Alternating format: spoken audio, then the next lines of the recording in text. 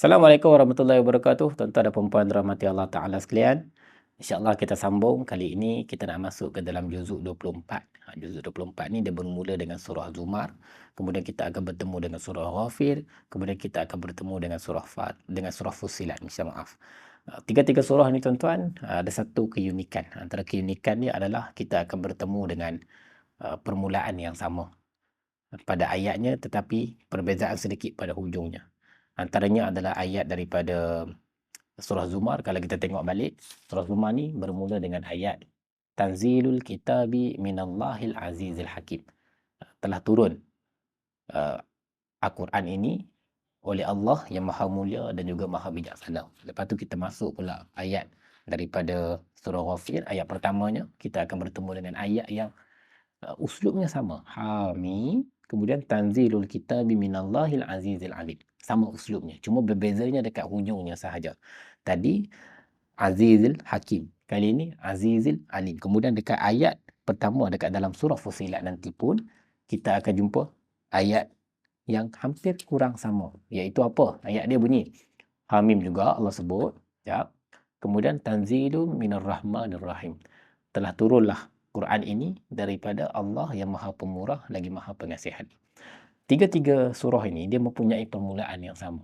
Perbezaannya hanyalah pada hujungnya itu. Yang pertama tadi dalam surah Ghafir, kita akan dalam surah Zumar, minta maaf, kita akan bertemu dengan Allah yang Azizul Hakim. Kemudian dalam surah Ghafir kita bertemu dengan Allah yang Azizul Alim. Kemudian dalam surah selepasnya iaitu surah Fussilat kita akan bertemu dengan Allah yang Ar-Rahman Ar-Rahim. Apa beza dia? Okay, ini menarik. Kalau kita perhatikan balik, setiap nama-nama Allah yang ada pada setiap surah itu menggambarkan intipati dan juga apa yang telah dibicarakan oleh Allah dalam surah tersebut. Sebagai contoh, dalam surah Zumar, ketika mana Allah mengatakan bahawa Tanzilul Kitabi minallahil azizil hakim. Dalam surah Zumar, kita akan bertemu dengan banyaknya Aziz Allah Ta'ala dan juga Hakim Allah Ta'ala. Dan ayat yang kita akan sebut ni adalah ayat daripada 36 surah Zumar. Allah sebut apa? Allah sebut minta maaf. Allah sebut alaisallahu bikafin abdah. Tidakkah cukup bagi Allah itu, wahai hamba-hambaku? Ini sangat menarik ni. Bukankah Allah tu telah cukup kepada kamu, wahai hamba-hambaku? Tuan-tuan, perkataan yang digunakan dalam ayat ni pernah diulang dekat mana-mana Al-Quran? Tak pernah.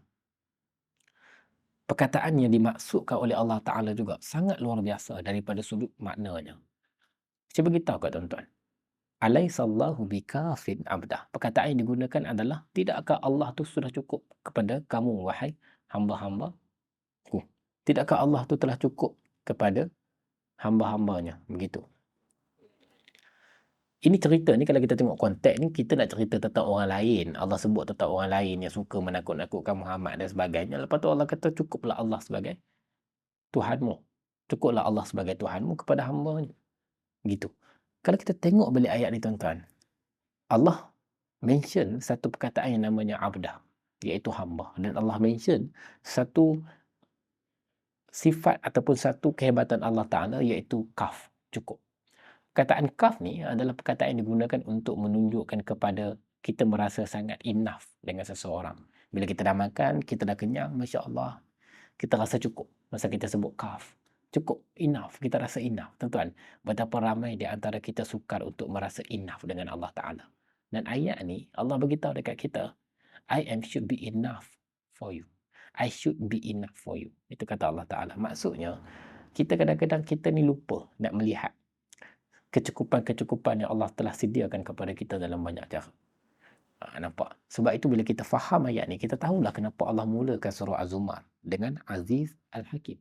Aziz ni maksudnya kebesaran.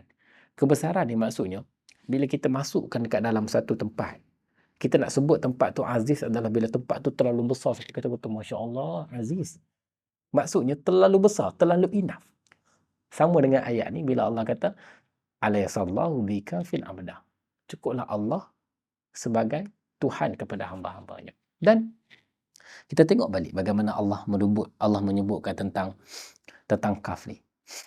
Apa yang kita perlukan untuk menunjukkan bahawa kita ni rasa cukup?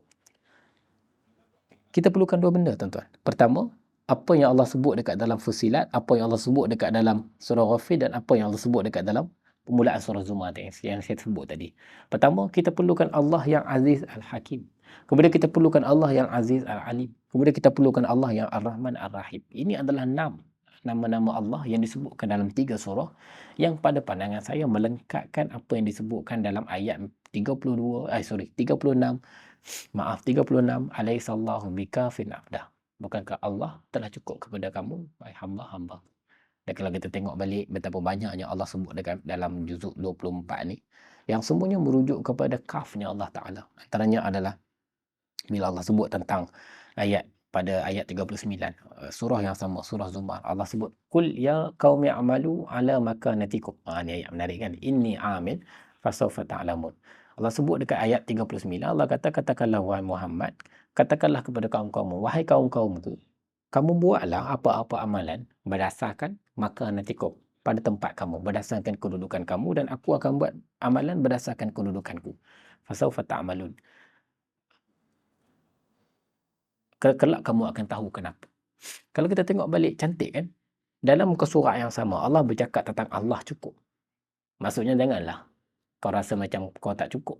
Dan janganlah kau rasa macam Allah tak cukup. Kita kena rasa enough tu. Kemudian Allah sebut tentang kita yang kalau hamba tu, dia merasakan bahawa Allah tu cukup, dia tak akan lebih-lebih.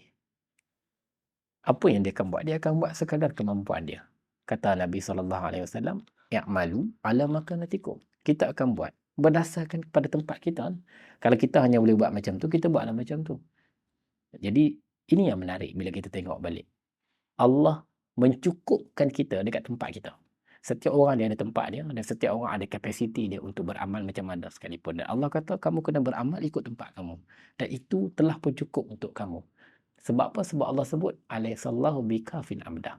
Jadi kecukupan Allah pada setiap orang tu berbeza-beza makanatikum, berbeza-beza tempatnya, berbeza-beza kedudukannya. Ada orang dia rasa cukup dengan cara macam ni, ada orang dia rasa cukup dengan cara macam ni, ada orang dia tak cukup lagi, dia nak rasa cukup dengan cara macam lain.